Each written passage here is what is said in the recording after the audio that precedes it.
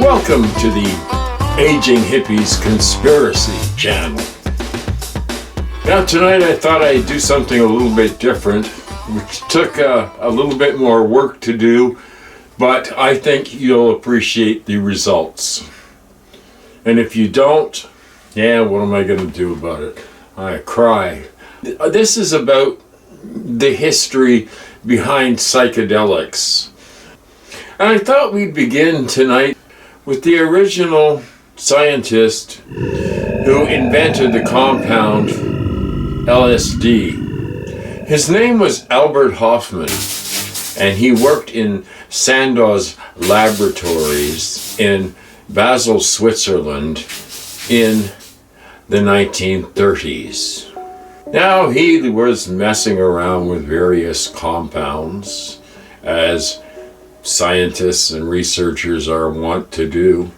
He was studying ergot, and ergot is a type of fungus that grows on wheat, rye usually. He was the first to synthesize LSD, the bane of parents across America who had night terrors dreaming about their children on LSD and diving out of windows because they thought they could fly. Well, I never met anybody who flew out, thought they could fly. Perhaps some mentally unbalanced people who shouldn't have been messing with the stuff in the mind in the first place. In April of 1943, Hofmann unknowingly ingested 250 micrograms of LSD. An hour later, he became extremely agitated, and he was feeling a bit off, so he decided to head to his home and relax for a bit, and his lab assistant went with him. As was the mode of transportation at the time, Hofmann decided to ride his bicycle to get home, and his lab assistant kindly accompanied him. That bicycle ride became rather famous because that was the first LSD trip. Well, on the way, things began to get curiouser and curiouser. He began to feel extreme anxiety, believing that his next-door neighbor was a witch and that he was going insane and that the LSD had poisoned him. However, when his doctor arrived at the house, he could find no physical abnormalities other than extremely enlarged pupils. Feeling reassured, Hofmann began to relax and soon began to notice a strange but delightful effect. He would later recount that kaleidoscopic, fantastic images surged in on me, alternating, variegated, opening and then closing themselves in circles and spirals, exploding in colored fountains, rearranging and hybridizing themselves in constant flux. LSD was originally introduced to the United States in 1949 under the trade name Delicid. Sandow's labs at the time believed that it would be very useful as a psychiatric medication. In the late 1950s, Time magazine published 3 pieces about the positive impact of LSD on psychotherapy. By the mid-60s, 1965, Sandoz stopped making the drug. And there were various stories in the press and a backlash about it causing the corrosion of society. And it was finally outlawed a year later.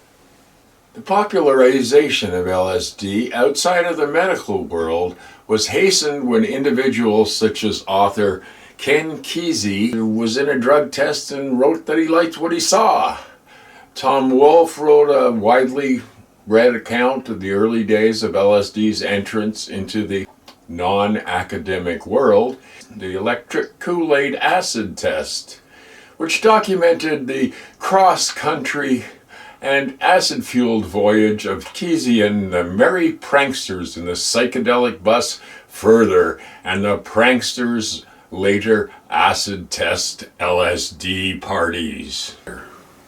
There was still a little research allowed to be done, but meanwhile, all of America was turned on, tuned in, and dropped out. Which brings us to TimothyLeary. TimothyLeary was a lecturer in psychology at Harvard, and he'd already been experimenting with a few things like mushrooms and stuff south of the border. He claimed to be doing all this research that proved the positive benefits of LSD, mostly on prisoners that didn't reoffend after they had had an LSD session. Well, that turned out to be bullshit. Less than 2% of his subjects did not reoffend. That didn't stop Tim though, because Tim was having a blast, right? Now eventually Harvard got rid of him because there were some pretty spicy stories coming out of his LSD parties, and by this time he was becoming a real hated media figure. The parents were just freaking out because their kids were going to listen to this nutty guru of LSD. I guess they should have been scared, but maybe for different reasons. But that's another story, and I don't want to get into that tonight.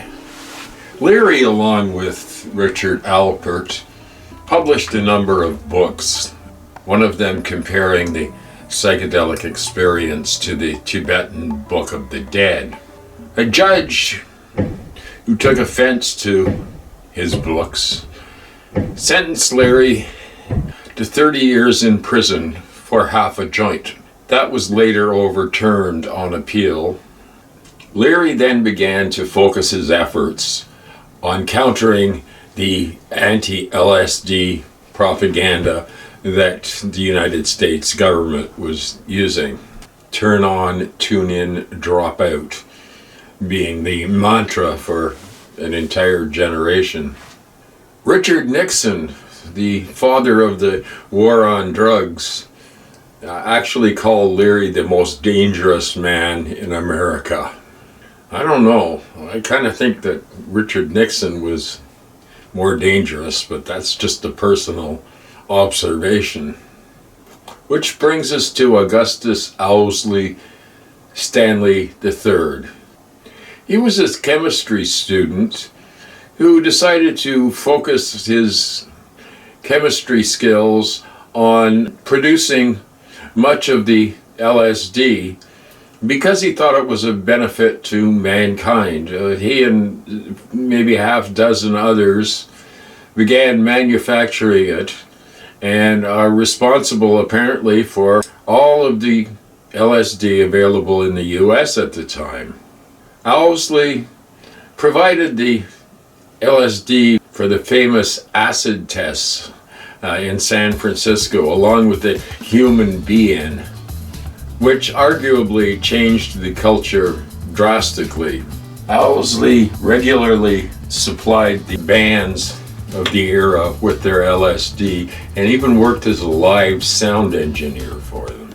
Of course, I'd be remiss in talking about this period of psychedelic history without mentioning the MK Ultra experiments that the CIA conducted on unknowing civilians between the years 65 to right up into the 70s.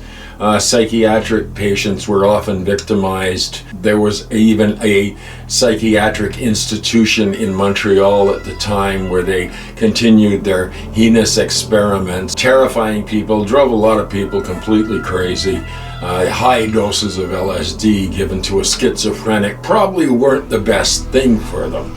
I'm just saying.